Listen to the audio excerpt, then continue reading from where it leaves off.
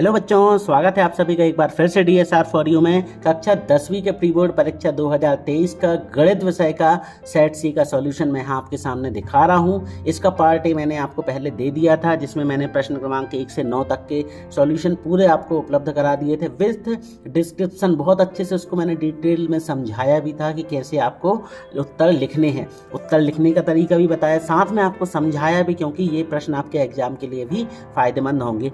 बात करते हैं अब हम अपने प्रश्न क्रमांक 10 से। तो 10वां क्वेश्चन आपके सामने ये दिख रहा है कि रोमिला एक स्टेशनरी की दुकान में गई, और ये पूरा लिखा हुआ है। इसमें आपको क्या बोल रहे हैं कि केवल इसका बीजगणितीय रूप में आपको सॉल्व करना है। तो देखें हम लिखेंगे कैसे। पहले तो आपको देखो उत्तर लिखने के तरीका, आप लिख देना सीधे प्रश्न क्रमांक 10वें का हल, फिर आप उत्तर लिखेंगे। माना पेंसिल का मूल्य है x रुपए और रबर का मूल्य है y रुपए। ठीक है, कई बार लिखा जाता है एक पेंसिल का मूल्य, तो एक एक लिखने की आवश्यकता नहीं, सीधे लिखें पेंसिल का मूल्य x रुपए और रबर का मूल्य y रुपए। प्रश्नानुसार इसका बीजगणितीय रूप।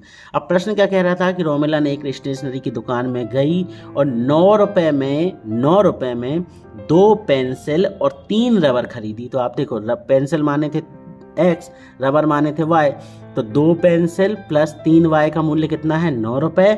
और दूसरी कंडीशन वो क्या कह रही थी कि 18 रुपए में 4 उसी तरह की 4 पेंसिल, मतलब 4 पेंसिल प्लस कितना 6 रबर, मतलब 6 रबर खरीदी। तो बस यही तो बताना है बीजगणितीय रूप, हो गया हमारा आंसर। इतना ही है प्रश्न में। प्रश्न को पढ़ें आप, प्रश्न ने कहा है केवल बीजगणितीय रूप, तो बीजगणितीय रूप बता के आप सॉल्व करके निकल लोगे। ज़्यादा आगे बढ़ना नहीं है, ज़्यादा टाइम आपको खराब नहीं करना। बात करते हैं 10वें के अथवा की। बोल रहे हैं कि यदि अनुपात A1 A2 B1 B2 C1 C2 की तुलना कर ज्ञात करो कि रैखिक समीकरण योग में इतना इतना संगत है या असंगत। सबसे पहले आप देखें क्या लिखा था हमारे सामने कि दिया गया रैखिक समीकरण युग्म है। दिया गया रैखिक समीकरण युग्म क्या था, 3x धन 2y बराबर 5 और 2x ऋण 3y बराबर 7। समीकरण 1 ले लिए, समीकरण 2, इसकी तुलना करें। A1 B1 C1, ये A1 B1 C1, A2 B2 C2, A1 का मान 3, B1 का मान 2, C1 का मान 5, A2 का मान 2, B2 का मान -3, C2 का मान 7। अब हम इसके लिखें हम A1 A2 कितना होगा 3/2, B1 B2 कितना होगा 2/3, C1 C2 होगा 5/7। कहाँ से आया ये, मान रख दिए। कहा था ना तुलना करो इनकी। अब स्पष्ट है, हमें क्या स्पष्ट है कि ये जो A1 A2 है ये B1 B2 के बराबर है क्या, नहीं। देखो ये 3/2 है और ये है 2/3, ये बराबर नहीं है। और जब बराबर नहीं होता है तो कौन सी कंडीशन लगाई जाती है बच्चों, ये होती है हमारी अद्वितीय हल होने का प्रतिबंध। अद्वितीय हल होने का प्रतिबंध, और अद्वितीय हल जब हो जाए तो वह युग्म कैसा होता है बेटा, संगत होता है। ठीक है, तो हम लिख देंगे कि स्पष्ट है A1/A2 बराबर नहीं B1/B2, अतः यह अद्वितीय हल होने का प्रतिबंध है, अतः यह युग्म क्या होगा, संगत होगा, अर्थात दिया गया रैखिक समीकरण युग्म संगत होगा। उत्तर डाल के आपको इस तरीके से लिख देना। लास्ट में आप ब्लैक पेन का इस्तेमाल कर सकते हैं आंसर को दर्शाने के लिए, और स्टार्टिंग में भी आप कर सकते हैं। ठीक है, थोड़ा सा सुंदरता बढ़ जाती है। ये हो गया हमारे प्रश्न क्रमांक 10वें का अथवा का सॉल्यूशन। बात करते हैं हम प्रश्न क्रमांक 11वें की। प्रश्न क्रमांक 11वां है कि 2 क्रमागत धनात्मक पूर्णांकों का गुणनफल 306 है। हमें पूर्णांकों को ज्ञात करना, मतलब कौन से पूर्णांक है। मगर इसमें ऊपर लिखा है स्थिति को गणितीय रूप में व्यक्त करो, तो बस आपको क्या लिख देना है। देखिए क्रमागत मतलब एक के बाद एक। तो हमने मान लिए कि माना वे क्रमागत धनात्मक पूर्णांक संख्याएं क्या है, x और x+1। देखिए क्रमागत से आप क्या समझते हैं, ध्यान से देखिएगा। क्रमागत x+1 x+2 इस तरीके से। अच्छा अब देखो, यदि x बराबर हम 1 रखें तो 1 यहाँ आ जाएगा, 1+1 मतलब कि 2, यहाँ 1+2 मतलब कि 3। तो पहली संख्या 1, फिर 2, फिर 3। अगर मान लो x बराबर हम 2 रख दें, 2+1 3, 2+2 4, तो ये देखो 2 3 4, देखो एक के बाद एक बढ़ती जा रही है। ये होता है क्रमागत। अब हमें यहाँ क्या ले लिए हमने, वो क्रमागत संख्या x और x+1 है। प्रश्नानुसार इनका गुणनफल, मतलब x और x+1 का गुणनफल कितना होगा बच्चों, 306।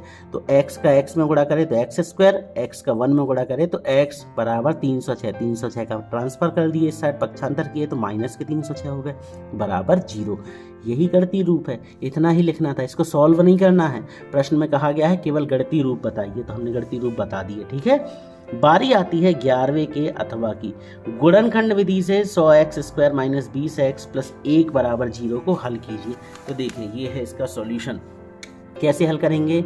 100x² माइनस 20x धन 1 बराबर 0। इसको जब हम सॉल्व करेंगे तो देखें यहाँ पे फिर से वही condition, 100x² minus 20x plus 1 बराबर 0। तो ये देखो पहला नंबर क्या है 100, आखिरी वाला नंबर क्या है 1, 100 एकम 100, 100 के आपको फैक्टर तोड़ना, तो 1 की टेबल में कितनी टाइम में आता है 100 बार में ही आएगा, 100 बार में। 2 की टेबल में 50 बार में, 3 में नहीं आता, 4 में आता है, 4 25 100, फिर 5 में आता है, 5 20 100, फिर 6 में आता है, नहीं आता, 7 में नहीं आता, 8 में नहीं आता, 9 में नहीं आता, 10 में आता है, 10 धाम 100।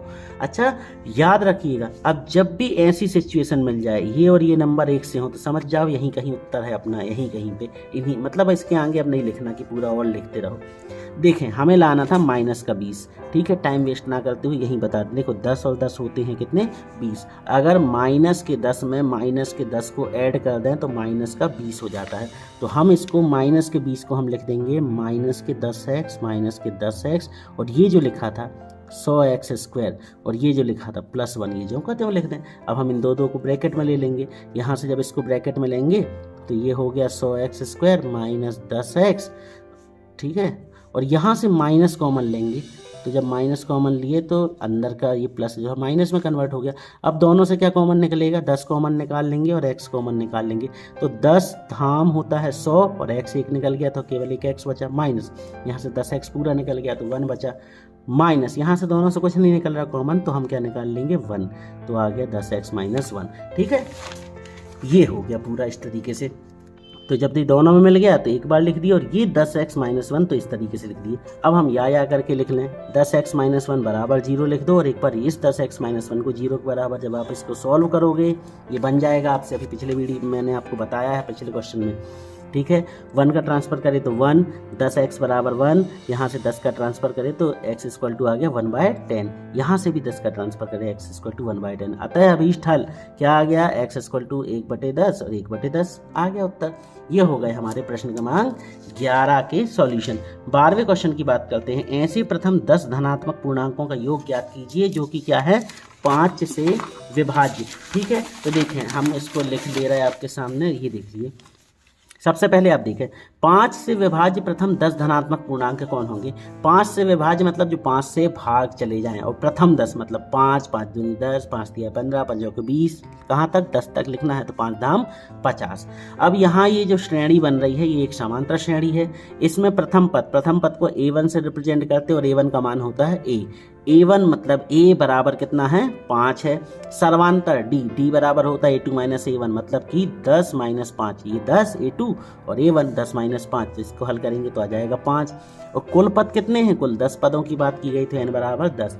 अब इनका योग ज्ञात करना, 10 पदों का योग, तो ये होता है श्रेणी के n पदों का योग का फॉर्मूला। ये लगा दिए, n की जगह 10 रख दो, यहाँ n की जगह 10, 2 तो 2, a की वैल्यू 5, n माइनस 1 तो n का मान था कितना 10, 10 माइनस 1, d का मान कितना आया था 5 आया था। इसको वैल्यू पुट कर दो, ये काट दो, 2 एकम 2, 2 पंचे 10 तो आ गया 5।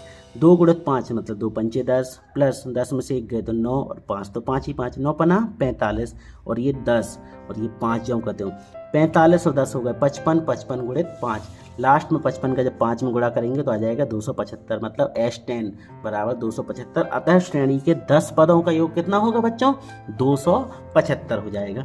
इसके अथवा में दिया हुआ था एक श्रेणी दी हुई थी 4 ऋण 12 ऋण 20 ये दी हुई थी, इसमें आपको इसको सॉल्व करना था, इसकी वैल्यू निकालनी थी, ठीक है। ये पूरी श्रेणी दी हुई थी। देखें दी गई श्रेणी है 4 ऋण 12 ऋण 20, ठीक है। यहाँ प्रथम पद A1 बराबर A बराबर क्या है 4 है। सर्वांतर A2 माइनस A1 मतलब कि ऋण 4 माइनस 4, ऋण 4 में जब ऋण 4 आए तो हो गए ऋण के 8, ठीक है। प्रश्नानुसार हमें क्या ज्ञात करना, श्रेणी के अगले 4 पद। जो सर्वांतर श्रेणी होती है बच्चों वो इस रूप में चलती है, कैसी चलती है A plus D, A plus 2D, A plus 3D, A plus 4D, समझ रहे, A1 A2 A3 A4 A5 इस तरीके से चलती है। तो A2 का मान A प्लस D, A3 का मान A प्लस 2D, A4 का मान A प्लस 3D, यहाँ 4 है तो यहाँ 3 लगा दो, यहाँ 5 है तो यहाँ 4 लगा दो, इस तरीके से।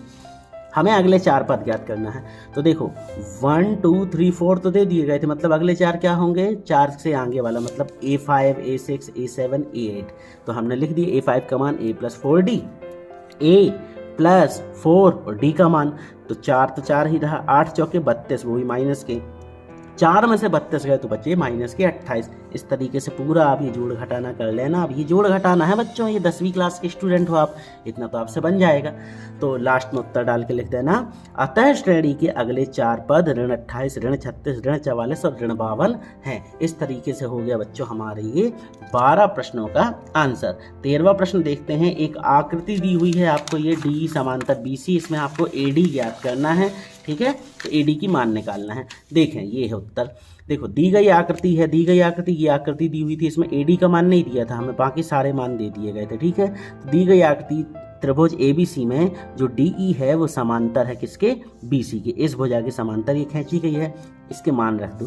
DB का मान 7.2, AE का मान 1.8 और EC का मान 5.4, ये लिख दिए। अब ये जो आकृति है ये थेल्स प्रमेय से रिलेटेड क्वेश्चन है, तो हम लिख देंगे अतः आधारभूत आनुपातिकता प्रमेय से, ठीक है। आधारभूत आनुपातिक प्रमेय को ही थेल्स प्रमेय कहते हैं। लिख दो AD/DB बराबर AE/EC, ये होता है थेल्स प्रमेय। इसमें मान रख दो, AD का मान नहीं मालूम हमें तो नहीं रखे, DB का मान 7.2, AE का मान 1.8, EC का मान 5.4। हमने यहाँ से क्या करें, 7.2 का ट्रांसफर कर दिया इस तरफ जब ट्रांसफर करें तो आ गया 1.8, ये 7.2 ऊपर चला गया, ठीक है। इसको सॉल्व करें, देखें दशमलव भूल जाओ अभी आप। ये है 18, 18 तिहाई 54, 3 से काटेंगे तो 3 24 72, तो कुल मिला के आ गया 2.4 सेंटीमीटर, ठीक है। तो ये आया हमारा उत्तर, AD बराबर 2.4 सेंटीमीटर, ठीक है बच्चों। इसके अथवा में था आपको एक क्वेश्चन, मज़ेदार क्वेश्चन है, इंपॉर्टेंट क्वेश्चन भी है, ठीक है। ये प्रश्न है कि एक समबाहु त्रिभुज ABC की भुजा 2A है, उसके प्रत्येक शीर्ष लंब की लंबाई ज्ञात कीजिए, ठीक है। देखें हमने लिख दिया, सबसे पहले क्या है, दिया है हमें कि त्रिभुज ABC एक समबाहु त्रिभुज है। समबाहु त्रिभुज क्या होता है, जिसकी तीनों भुजाएं समान हो, मतलब ये भी 2A, ये भी 2A और ये भी 2A, ठीक है। क्या होता है समबाहु त्रिभुज, आप ध्यान से देखिएगा ये, ठीक है। मान लो कि बात ये 5 सेंटीमीटर है, ये 5 सेंटीमीटर और ये 5 सेंटीमीटर, अगर तीनों भुजाएं 5 5 5 की हैं तो ये समबाहु त्रिभुज। अच्छा, इसमें एक खासियत होती है कि अगर समबाहु त्रिभुज के शीर्ष से सामने वाली भुजा पर लंब डाल दिया जाए तो ये जो सामने वाली भुजा है ना, ये बराबर हिस्सों में डिवाइड हो जाती है। तो ये 5 रही, चलो इसको 4 कर लें, 4 4 4, तो ये जो 4 रही है 2 टुकड़ों में टूट गई, तो ये 2 हो गया और ये 2, 2 और 2 हो जाएगा, टोटल कितना, 4 हो जाएगा। अब यहाँ पे क्या बात कर रहे थे कि ये 2A रहा, ये 2A रहा और ये भी पूरा 2A था, मतलब ये A और ये A, तो A + A मतलब कितना हो जाएगा, 2A हो जाएगा, ठीक है। इसी कॉन्सेप्ट को आपको समझना है। ये चित्र बना लिए हमने, ठीक है। समबाहु त्रिभुज है, इसमें ये पूरा लिख दोगे, ये लिख दोगे। अब चूंकि AD लंब है BC पे, ये जो AD है ये लंब है किस पे, BC पे। लंब क्या होती है, इसलिए लंब डाल दिए हमने BC पे, ठीक है। इसलिए जब मान आएंगे इसके, BD का मान कितना आएगा A और DC का मान भी कितना आएगा A। अब हम इसमें लगाएंगे पाइथागोरस प्रमेय। पाइथागोरस थ्योरम क्यों लगाए हमने, क्योंकि एक समकोण त्रिभुज की आकृति क्रिएट हो रही है ना, समकोण त्रिभुज की आकृति बन रही है हमारे सामने, यहाँ पे ये समकोण त्रिभुज क्रिएट हो रहा है, ये है A, ये है B और ये आया है हमारा D। हमें ये मान ज्ञात करना है, इतने का मान था 2A, इतने का मान था A। तो पाइथागोरस प्रमेय क्या होता है, कर्ण का वर्ग बराबर लंब का वर्ग धन आधार का वर्ग। तो हमने रख दिया यहाँ पे मान, कर्ण का वर्ग बराबर लंब का वर्ग धन आधार का वर्ग। कर्ण मतलब ये जो रहा, इसका मान था 2A, तो 2A का स्क्वायर, BD का मान था A, तो ये A का स्क्वायर प्लस AD, तो AD का स्क्वायर, मतलब AD का मान तो हमें पता ही नहीं है। 2A का स्क्वायर सॉल्व करें तो 2 का वर्ग हो गया 4 और A का हो गया A स्क्वायर। यहाँ A स्क्वायर सॉल्व करें तो ये A स्क्वायर ही रहा, AD का स्क्वायर इसको सॉल्व हुआ नहीं क्योंकि मान ही नहीं मालूम है। यहाँ से हमने A स्क्वायर का पक्षांतर कर इस साइड आया तो ये हो गया माइनस का, 4A स्क्वायर में से माइनस A स्क्वायर का तो आ गए 3A स्क्वायर बराबर AD स्क्वायर। 3A स्क्वायर, अब हमने क्या करें, यहाँ से वर्ग हटाए, जब हमने वर्ग हटाए तो ये यहाँ पे केवल AD बचा और इस साइड करनी लग गई 3A स्क्वायर। करनी 3 का मान तो कुछ होता ही नहीं, A स्क्वायर को हमने सॉल्व करे तो स्क्वायर से करनी गायब हो गई, तो आ गया A करनी 3, ठीक है। A करनी 3 कैसे देख लो, नहीं तो फिर इसी में भी कंफ्यूज हो जाओ। ये इसको हम ऐसे लिख सकते हैं, ये। अब देखो स्क्वायर से करनी कट गई तो यहाँ पे क्या बचा, केवल a, और यहाँ क्या बचा, करनी 3। अब करनी, ये मान पीछे नहीं लिखा जाएगा तो आगे लिख लेंगे, तो ये आ गया a करनी 3। ठीक है, इस तरीके से आता है। शीर्ष लंब बेड़ी की लंबाई होगी कितनी, a करनी 3 इकाई। 14वें का अथवा देखें आप लोग, बिंदु 5 ऋण 6 और इतने इतने को जोड़ने वाले रेखाखंड को y अक्ष के अनुपात में विभाजित करता है। देखें आप, यहाँ दिए हुए बिंदु थे क्या बच्चों, a का मान दिया था 5 6, तो हमने लिख दिए a x1 y1 बराबर इतना। b का मान था ऋण 1 ऋण 4, मतलब x2 y2 बराबर ऋण 1 ऋण 4। मान लो इसके बीचों बीच है कोई पॉइंट P है जो कि y अक्ष पे स्थित है। ठीक है, y अक्ष मतलब एक खड़ी भुजा बनेगी इसमें हमारी, y अक्ष पे स्थित है, ये जो इसको बराबर अनुपात में डिवाइड कर रहा है तो बीचों बीच नहीं जाएगी। माना AB रेखाखंड जोड़ने वाला बिंदु, AB को जोड़ने वाला बिंदु P 0y। अब 0y क्यों लिया, क्योंकि ये y अक्ष पे स्थित है तो y रखा जाएगा, x की वैल्यू 0 होगी। उसे किस अनुपात में, लैम्डा अनुपात 1 में विभाजित करता है। तब हम लगाएंगे बच्चों विभाजन सूत्र, ये होता है विभाजन सूत्र। विभाजन सूत्र में क्या लिखा जाता है, ये जो है इसको यहाँ रख देंगे 0y को, lambda x2 plus 1y x1 lambda plus 1, मतलब जो अनुपात होता है ना, इसका एक फॉर्मूला होता है। देखिए जो अनुपात होता है बच्चों, इसको m और n से रिप्रेजेंट किया जाता है, तो इसका फॉर्मूला होता है m x2 plus n x1 m plus n। ठीक है, ये होता है हमारा फॉर्मूला। अब यहाँ m की जगह है लैम्डा और n की जगह है 1, तो यहाँ पे हम रख देंगे लैम्डा और यहाँ पे रख देंगे 1, तो यहाँ भी लैम्डा और यहाँ पे आ गया 1। इसी को रख के चलना है। तो ये हमने मान रख दिए। अब यहाँ x2 का मान रख दिए, यहाँ x1 का मान रख दिए, लैम्डा प्लस 1 तो है ही नहीं सॉल्व, y2 का मान रख दिए, y1 का मान रख दिए। ठीक है, इसको सॉल्व करें जब तो लैम्डा का -1 में गुणा करें तो माइनस लैम्डा, 5 एकम 5, और नीचे लैम्डा प्लस 1 ही है, इसको सॉल्व करें तो माइनस के 4 लैम्डा, माइनस के 6 लैम्डा प्लस 1। अब हम क्या करेंगे, ये आगे वाले हिस्से की तुलना इस आगे वाले के हिस्से से करेंगे, तो 0 के बराबर ये लिखेंगे और y के बराबर ये लिखेंगे। परंतु हमें इस प्रश्न में करना क्या है, लैम्डा की वैल्यू फाइंड करनी है ना, तो हमें ये सॉल्व करने की जरूरत नहीं, इसको लेके सॉल्व करें। यहाँ से हमने इसका पक्षांतर करें, जब इसका पक्षांतर करें बच्चों, ये साइड आया 0 से गुणा हुआ तो ये पूरा 0 हो गया, तो आ गया 0 बराबर माइनस लैम्डा प्लस 5। हमने माइनस के लैम्डा का ट्रांसफर करे तो इस साइड आ गया ये प्लस का लैम्डा हो गया, तो ये आ गया लैम्डा बराबर 5। अतः अभीष्ट अनुपात, अनुपात क्या था, लैम्डा अनुपात 1, तो लैम्डा का मान रख दो 5 और ये 1 तो 1 ही रहा, तो ये आ गया 5:1। ये हो गया बच्चों हमारे 14वें क्वेश्चन का आंसर। पूरा 14वां क्वेश्चन देख लें आप लोग, ये पूरा आपके सामने इस तरीके से पूरे 14वें क्वेश्चन को आपको सॉल्व कर देना है। तो बच्चों ये हो गया हमारा 14वां क्वेश्चन। इसके अथवा में है हमारा 14 का समांतर चतुर्भुज वाला। ठीक है, ये बोल रहे हैं बिंदु 4 बिंदु दिए थे, ये देखिए एक समांतर चतुर्भुज बनाए हमने बच्चों इस तरीके से। a का मान ये है, b का मान ये है, c का मान ये है, d का मान ये है। x1 y1 x2 y2 x3 y3 x4 y4 ये हमने लिख दिए यहाँ पे। ठीक है, पूरा आपको इसी तरीके से जमा के लिखना है, अच्छे से सीख लें आप पूरा पैटर्न। अब क्या है, समांतर चतुर्भुज के विकर्ण एक दूसरे को समद्विभाजित करते हैं, ये होता है, तो हमें क्या करना पड़ेगा, इनके मध्य बिंदु के निर्देशांक ज्ञात करने हैं। तो हम लिखेंगे AC, एक विकर्ण है AC, ये है एक विकर्ण AC और एक है BD। AC के मध्य बिंदु के निर्देशांक बराबर BD के मध्य बिंदु के निर्देशांक। तो हम मध्य बिंदु के निर्देशांक कैसे निकाले जाते हैं, देखो आपको एक बहुत अच्छे से मैं एक छोटे से पैटर्न से आपको बता रहा। ये विकर्ण रहा, यहाँ पे मान लो मान था x1 y1 और यहाँ पे क्या था x2 y2, तो x और x को जोड़ के मतलब x1 और x2 को जोड़ के 2 से डिवाइड कर दो। वैसे ही y1 और y2 को जोड़ के मतलब y1 प्लस y2 को जोड़ के 2 से डिवाइड कर दो, यही करना है हमें।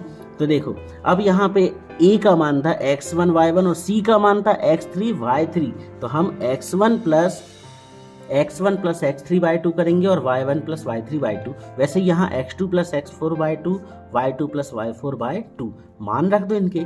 x1 का मान था 6, x3 का मान था 9, तो 6 धन 9 बटे 2। y1 प्लस y3, तो y1 का मान था 1, y3 का मान था 4, 1 धन 4 बटे 2। जैसे यहाँ पे x2 का मान था 8 और x4 का मान था p बटे 2 और यहाँ पे मान रख दिए, ये कर दिए। 9 और 6 हो गए 15 बटे 2, 1 और 4 5 बटे 2, 8 धन p, तो ये नहीं जुड़ा, 8 धन p बटे 2 और ये 2 और 3 5 बटे 2। तुलना कर दिए। तुलना क्या होती है, पहले वाले की पहले से तुलना और दूसरे वाले की दूसरे से तुलना। तो जब पहले वाले की पहले से तुलना करें मतलब 15 बटे 2 बराबर 8 धन p बटे 2। इसकी इससे करें तो ये पूरा कैंसिल हो गया, एक से मान है ना, तो इसको लेके चले। अब गणित का एक नियम और होता है कि अगर अपॉन की बटे की संख्या एक सी हो तो कैंसिल हो जाती है, 2 से 2 गायब हो गए, बचा कितना 15 बराबर 8 धन P। यहाँ से 8 का पक्षांतर करें तो 8 जब इस साइड आया तो माइनस का हो गया, तो 15 में से 8 गए तो बचे 7, मतलब आ गया P बराबर 7। अतः P का मान होगा 7। तो बच्चों ये P की वैल्यू हमारी निकल आई। ये देख लें आप 14वें क्वेश्चन का पूरा आंसर इसी तरीके से आपको करना है बच्चों। ये होगा हमारे कुल 14 प्रश्नों के आंसर। इसके बाद जो हमारा वीडियो आएगा बच्चों वो पूरा वीडियो होगा और उसमें पूरे क्वेश्चन के सॉल्यूशन मिल जाएंगे। चूंकि मैं यहाँ पे आपको एक्सप्लेन कर रहा हूँ इसलिए टाइम लग रहा है। अगर ये वीडियो अच्छा लगा हो तो प्लीज़ बच्चों वीडियो को लाइक करके, चैनल पे नए हैं तो सब्सक्राइब कर लो। मिलते हैं बहुत जल्द अपने अगले वीडियो में, और हाँ, ये वीडियो अपने दोस्तों को शेयर जरूर कर दीजिएगा। ओके बच्चों, मिलते हैं बहुत जल्द अपने अगले वीडियो में। तब तक पढ़ते रहिए, बढ़ते रहिए और इन पूरे प्रश्नों को तैयार करते रहिए।